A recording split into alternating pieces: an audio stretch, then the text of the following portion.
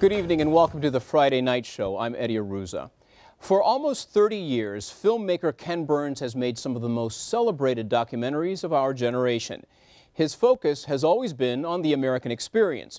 The Statue of Liberty, the Civil War, jazz, baseball, World War II have all received the Ken Burns treatment, but always with a unique approach that often sheds new light on his subjects. And of course, they have all been shown here on Channel 11. His latest series is called The National Parks, America's Best Idea. Here's a clip.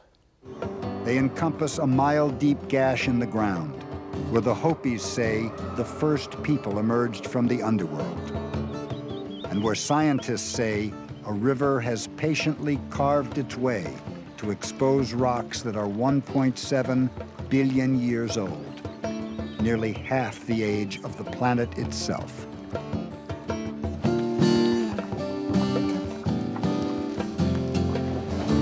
And an island where a goddess named Pele destroys everything in her path, while she simultaneously gives birth to new land.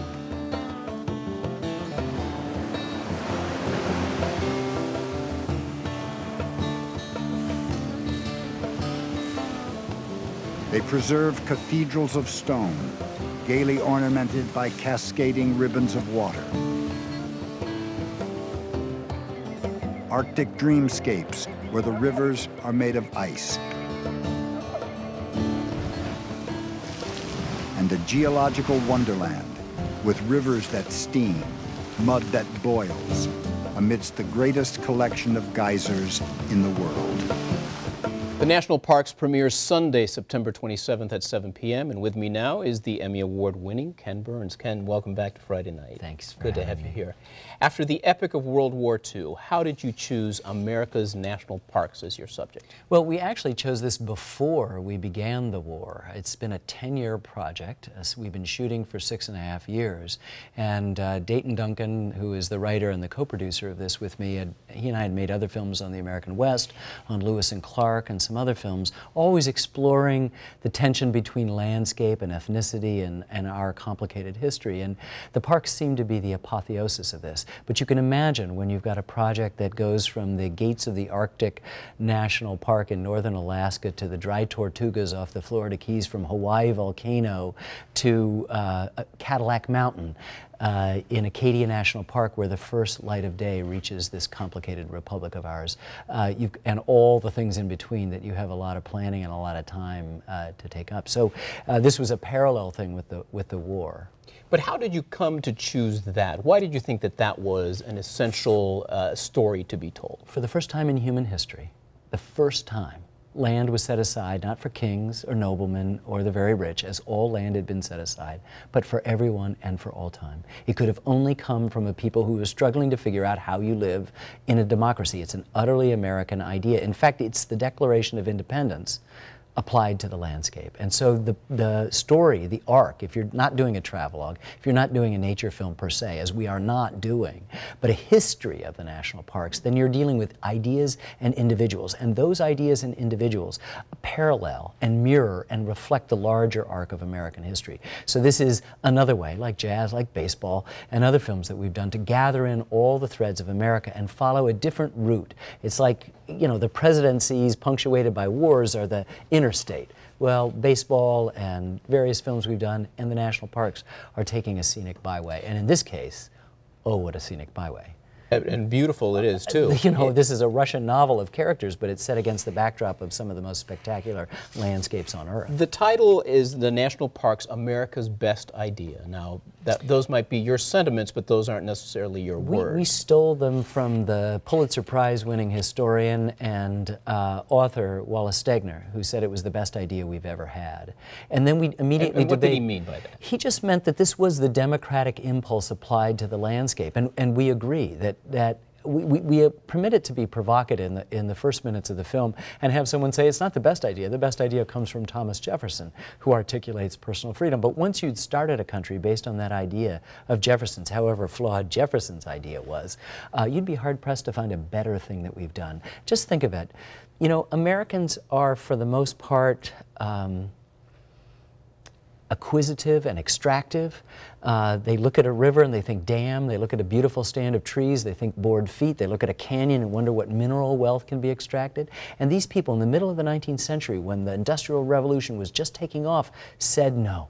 One of the most powerful words, let us save a few places. Something that wasn't created by Americans, but is preserved by Americans. No, we started this idea. It's ours. We started the idea, Yeah. but nature created absolutely, what we're preserving. Yeah, we saw this. You know, it has to do with our relationship with Europe. It's escaping the specific gravity of our own history. Europe was belittling us. We had a kind of an inferiority complex in the 19th century. Where are your palaces? Where are your cathedrals? And Americans countered with this very democratic thing and said, our cathedrals are made by God in nature. It is much easier to find Him in nature than any place. So the initial impulse was not conservation of the Theodore Roosevelt kind. It was a kind of spiritual sense. This is the way we find God. The parks probably would not be what they are today, or probably not saved, without a Scottish adventurer by the name of John Muir, whose name is probably, sadly, not well known by Americans. Tell us who John Muir is. John Muir is quite simply one of the most important people in American history. He wrote like an angel. He was this young Scottish-born wanderer whose father had sort of imposed this very strict and dogmatic Calvinist faith, beat him until he had memorized the entire New Testament and most of the Old Testament. And suddenly he came to the United States, walked into Yosemite and was liberated, and began to write about the necessity to save these wild places. He began to write and speak directly to the American people about the power, the restorative power of these saved places.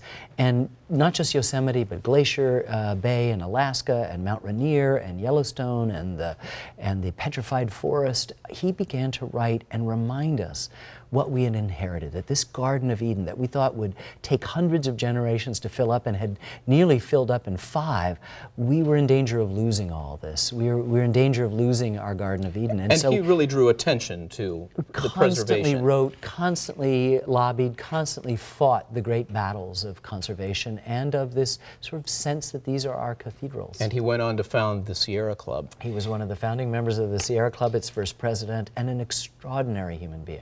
And a wonderful writer. We have a clip from the series. These are the words of John Muir. Everybody needs beauty as well as bread, places to play in and pray in, where nature may heal and give strength to body and soul alike. This natural beauty hunger is made manifest in our magnificent national parks.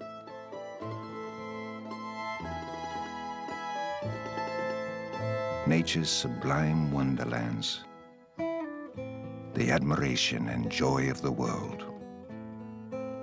John Muir.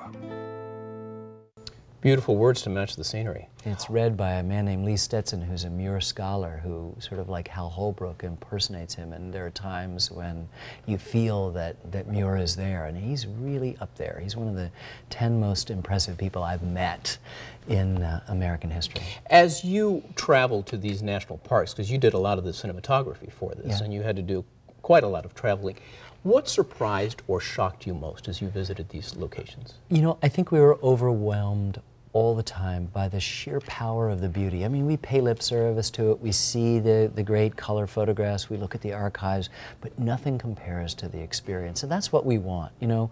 As artists, we want to bring it back and make something good and tell good stories, but we want you to rush out there and go and see them.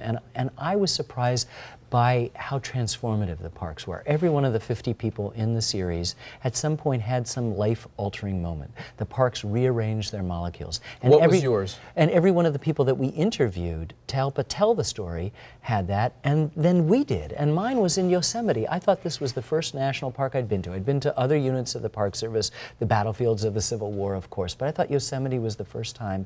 And this was in 2003, the opening moments of shooting, and we had this, you know, 5 or 6 filled days, and I was exhausted and I couldn't sleep. And then all of a sudden I remembered that in 1959, when I was 6 years old. My mother was dying of cancer. My household was a grim and demoralized place. My father hadn't been a very good father. He suddenly just took me one day, just him and me, our first and last road trip together to Shenandoah National Park. I could suddenly remember there, lying awake in Yosemite, what his hand felt like in mine. I could remember all the things we talked about seeing the salamanders and the deer. I can remember the hike we took, impossibly long on my 6-year-old legs, like a mile and a half.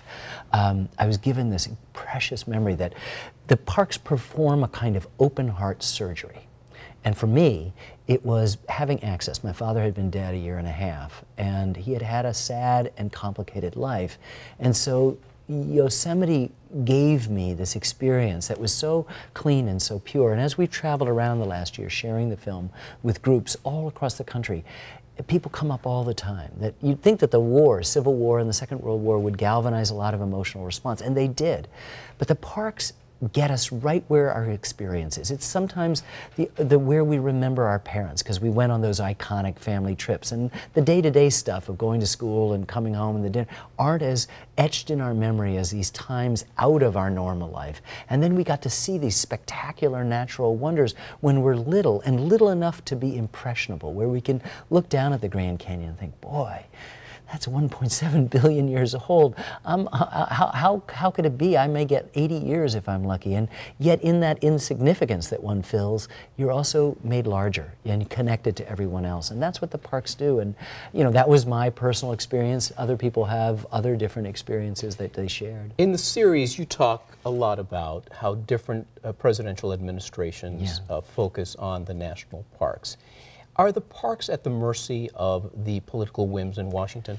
You know, I'm afraid to some extent they are. We've set aside 58 natural national parks that are supposed to be inviolate. They can't be touched. And the remaining number of the total 391 units are monuments and shrines and battlefields, and they don't enjoy the same sort of ironclad protection. But if there aren't people, and by the way, this is not a partisan thing. I mean, there are Republicans and Democrats and independents, they all love their national parks. This is why we sing My Country 'Tis of Thee. It's not for metropolitan skyscrapers or trade statistics or how much you made. It's because of the land, and we've been able to save some of this land.